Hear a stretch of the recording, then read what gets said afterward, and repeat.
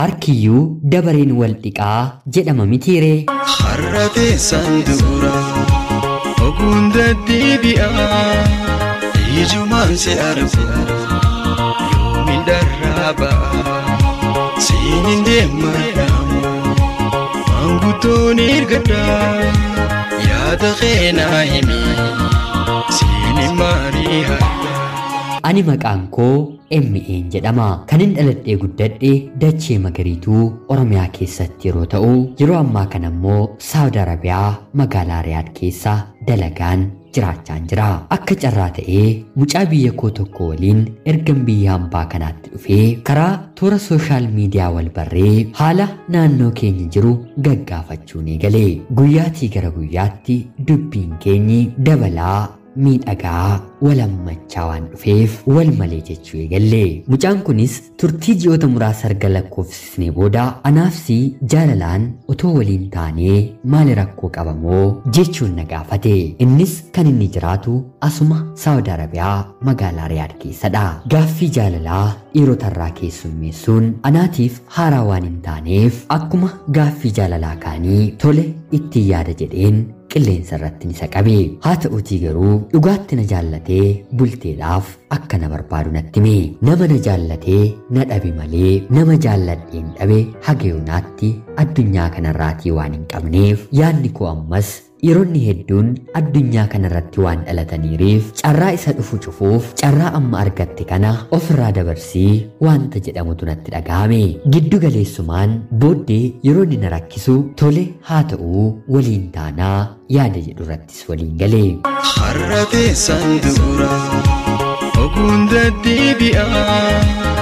ijumaan se argu yoomin darraabaa siinin deemadhaamu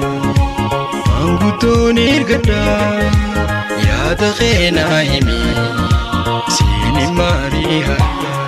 Haa ta'uutii garuu yeroo boqonnaa kootti illee yeroo inni na waamu gara gaa'ilaatti osoo hin seeniin dura qaamaan wal arginee al takkaallee waliin taphanna yeroo inni naan jedhu gonkumaa ani tolin jedhuufi yoo xiqqaate baatii 6 ol walaa arginu jedhee na kadhatee dadhabe. Jaalala isaa daangessee isa bira deemuun dide. Jaalala naaf qoodee yaadaan na amansiisuuf yaalus ani garuu galgala tole jedheefiin ganama immoo deebiseen yaada kiyya kaasa. Carraan gara biraa gara fuulduraatti kan naaf qophaa'e fakkaatee yaada kiyya keessatti mul'ata. Kanaan booddee dargaggeessi kun wanta irraa barbaadamu godhee na eegee na kadhatee boo'ee imimmaan isaa erga cobsee booda abdii narraa kutatee narraa fagaachuu eegale. Maaloo hanga jaalalli sirraa na gadhiisutti miira kee natti hin jijjiirin jechuun yeroo na gaafatu ani sodaa jaalalaa keessatti kufee waan hin beekneef maal qoosaa jirtaa dhuguma yoo naanna abdee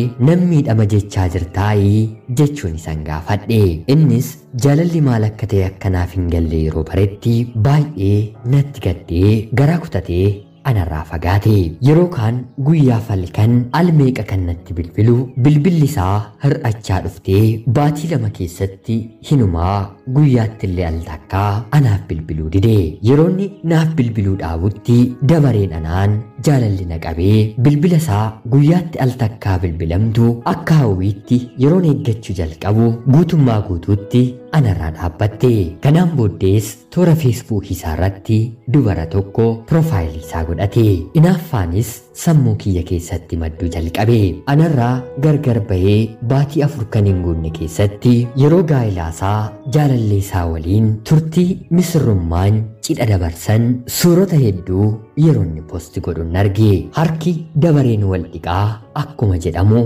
jaalalli isaa baay'ee natti hammaate. Harrate sandura ogunda deebi'aa ijumaan se argu yoomin darraabaa siinin deemadhaamu mangutoon ergadhaa yaada keenaa himi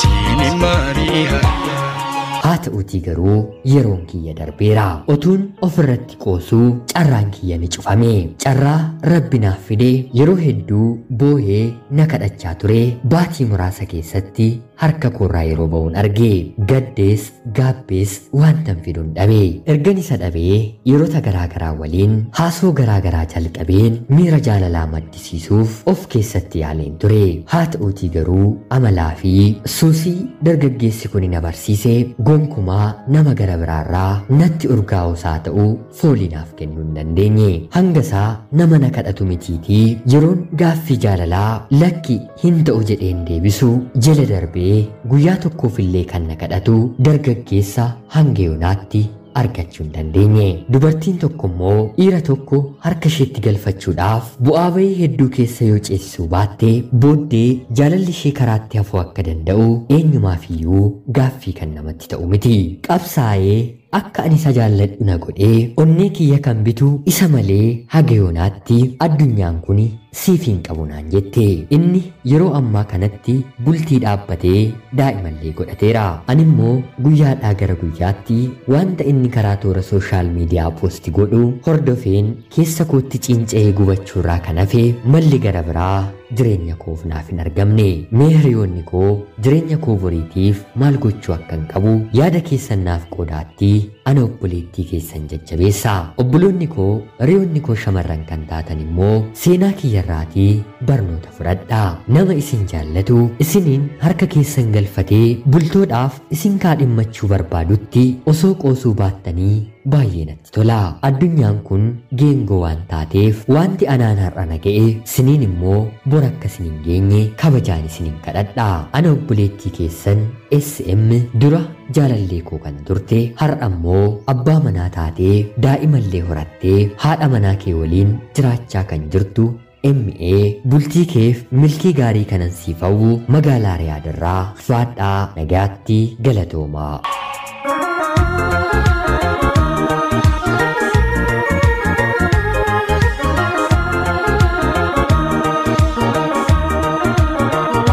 Yooyaa shamaa akkam jirtu kabajamtootaaf hordoftoota qophii Oromiyaa 24 nagaaf jaalalli tokkummaan bakka jirtan hundaatti hunda keessaniif haa ta'u jechaa guyyaa har'aas xalayaa obboleettiin keenyi SM Saudi Arabia Riyaadirraa nuuf ergite isiniif dubbiseen hin ka'a akka isinirraa barattaniif hubannoo cimaarraa argattan homaa shakkii tokko illee hin qabu obboleettii keenya ergaa kee kana nuuf qooduu keetiif guddaa galatoomsiin jechaa kabajamtootaaf hordoftoonni qophii Oromiyaa 24 yaada jajjabinaa obboleettii keenyaaf akka qooddan kabajaan isin gaafadha egaan seenaawwan akkasii obboloota keenya shamarran hedduu irratti yeroo inni mul'atu hedduun keenya hin dhageenya yeroonni hedduuf wanta gaariin taaneef yeroo barbaadan dhugaatti immoo onneen isaanii filatee jaallatanii bultiidhaaf kan barbaadan haa ta'uutii garuu deebisanii shamarroonni garaagaraa yeroo dheeraadhaaf yerootti qoosan jaalala isaanii irratti bishaan yeroo naqan imimmaan takkaa bu'een deebine kan boosisan tokko lama miti isiniif seenaan kun barnoota akka inni ta'u abdii guddaan qaba jaalalli wanta salphaa miti har'a jaallatanii bor dhiisuun gonkumaan danda'amu namni kamuu immoo nama barbaadetti miira jaalalaa horachuus hin danda'u kuni icciitii uumamaa rabbi addunyaa kana badhaase waan ta'eef nama dhugaatti onnee isaatii jaallatee wanta barbaaddan isiniif ta'uu waan danda'uuf harka keessaniin baasiinaan dhaamsa kiyya dhumaati egaan kabajamtootaaf hordoftoota qophii Oromiyaa 24 guyyaa har'aaf qophiin isiniif qabaddeen dhiyaadhe kana fakkaatti akkasin irraa barattaniif hubannoo cimaarraa argattan homaa shakkii tokko illee hin qabu laayikii fi sheer gochuun illee akka na deeggartaniif kabajaan isin gaafachaa akkanumallee namoonni chaanaalii keenyaaf haaraa taatan anaa dhufu jechaa Oromiyaa 24in sabskiraayib gochuun maatii keenya erga taatanii booddee xalayaa jaalalaa yookiin seenaa jireenyaa nama barsiisuuf bashannansiisuu danda'u qabaattan karaa teelegiraamii karaa lakkoofsa bilbilaa kiyyaa 938386564 naaf erguun irratti hirmaachuu dandeessu xalayaa keessan dabareedhaan qilleensarra nan oolcha qopheessuuf qindeessuun isin waliin kanan ture ani gammachiista shoomeeti hanga yoonaatti waan dhaggeeffachaa turtaniitiif eebbifamaa jechaa qophii gara biraatiin guyyaa borii hanga walitti deebinutti bakka jirtan maraan turtii gaariin isiniif hawwaa horaa bulaa har'a teessan dura oguun deddeebi'aa ijumaan si argu yoomin dharraa ba'a siinin deemadhaamu maanguddoon ergadhaa yaada keenaa himi